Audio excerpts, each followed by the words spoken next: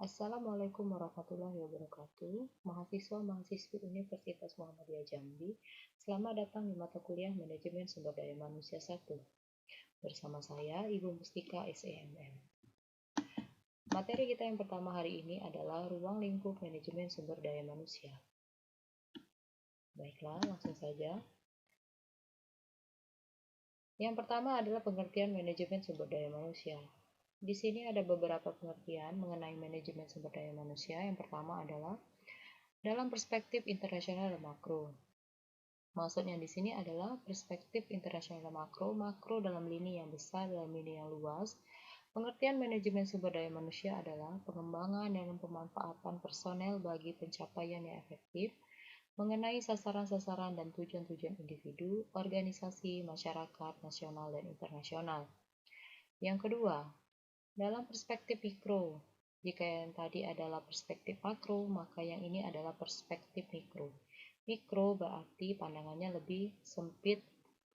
Kalau kita ambil kesimpulan di sini bahwa ini dalam lini perusahaan ya.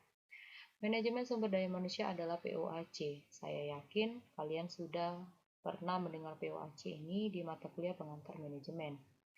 Apa itu POAC?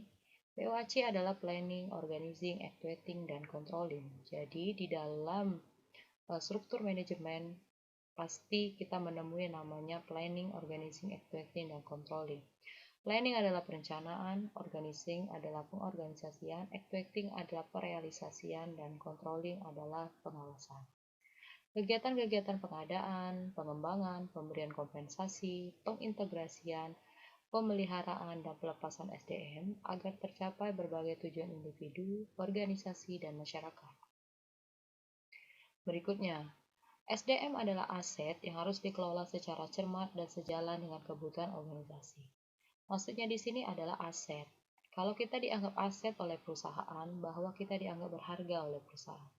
Ketika kita dianggap berharga, berarti kita akan di-treatment yang baik oleh perusahaan, akan diberikan kompensasi yang baik oleh perusahaan, akan diberikan tunjangan yang baik oleh perusahaan, agar menjaga kita di perusahaan tersebut supaya kita nyaman di perusahaan dan memberikan kinerja yang baik terhadap perusahaan tersebut.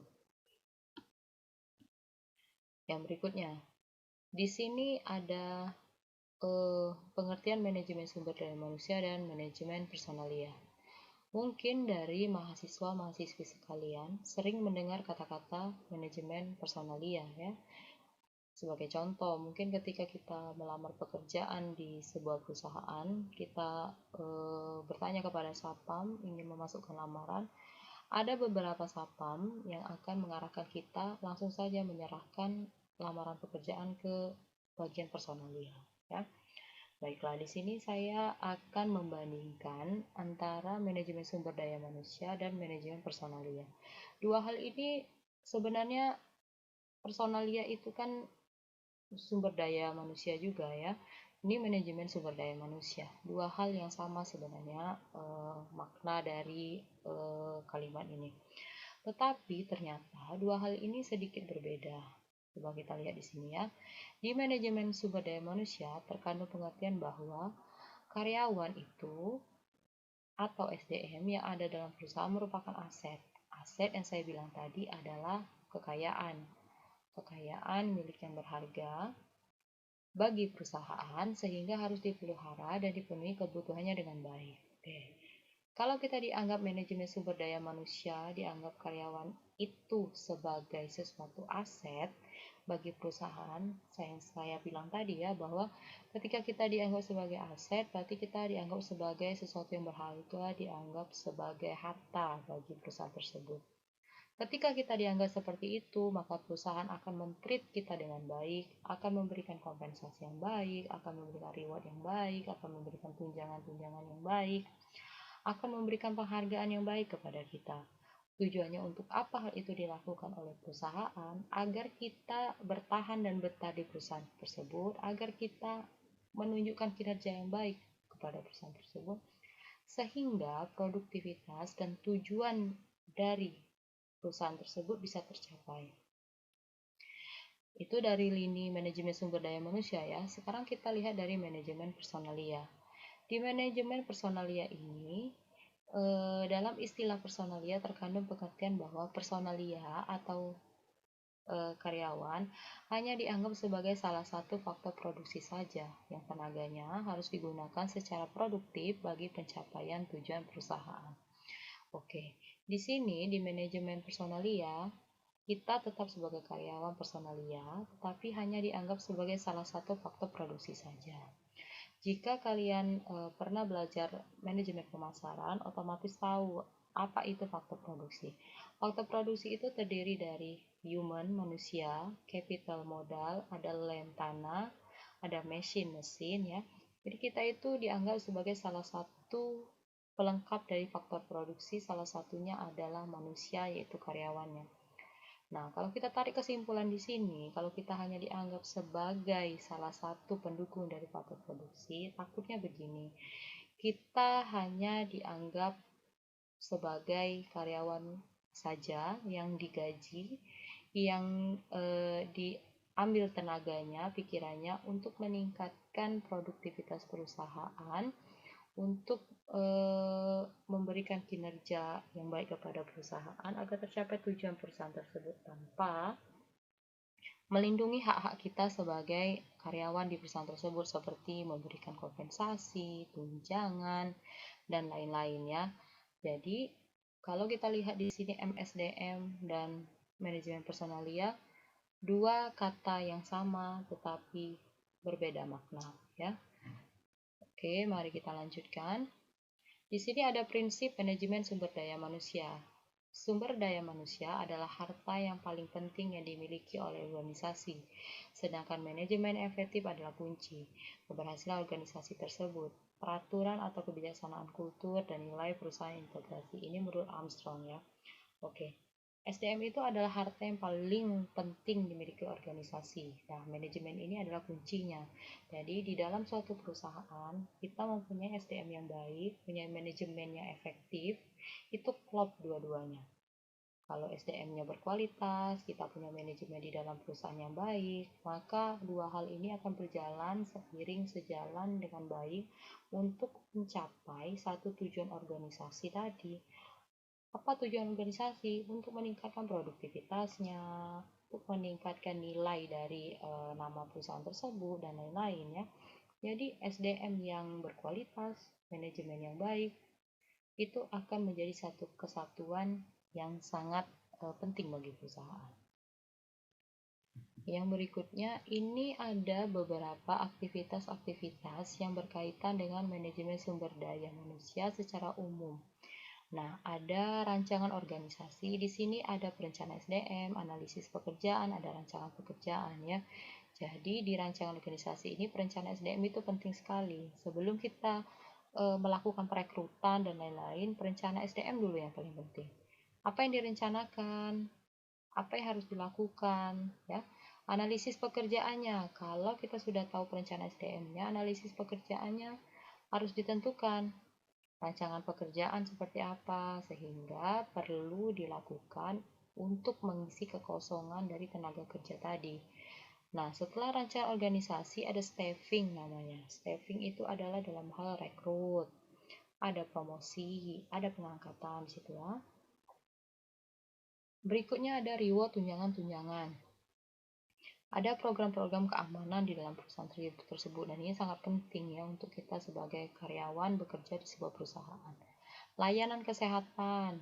Layanan kesehatan ini seperti BPJS kesehatan, mungkin program-program keamanan seperti BPJS Ketenagakerjaan dan lain-lain ya. Berikutnya manajemen performansi. Ini adalah penilaian manajemen produktivitas kita sebagai seorang karyawan, ada penilaiannya.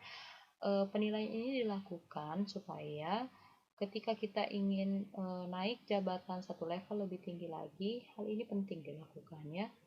Berikutnya adalah pengembangan pekerja. Nah, ketika kita bekerja di sebuah perusahaan, penting sekali yang namanya program pembinaan, pelatihan, dan pengembangan di dalam perusahaan tersebut. Agar apa? Kita sebagai karyawan bisa meningkatkan lagi kualitas kita dalam bekerja. Berikutnya, komunikasi dan relasi publik seperti sistem-sistem informasi, komunikasi, publikasi pekerja ya. Oke, mari kita lanjutkan. Ini ada tujuan manajemen sumber daya manusia itu ada 4 kalau kalian lihat di slide ini ya. Yang pertama itu adalah tujuan sosial. Tujuan sosial itu lebih kepada masyarakat ya, pentingnya tanggung jawab di dalam pekerjaan dan lain-lain.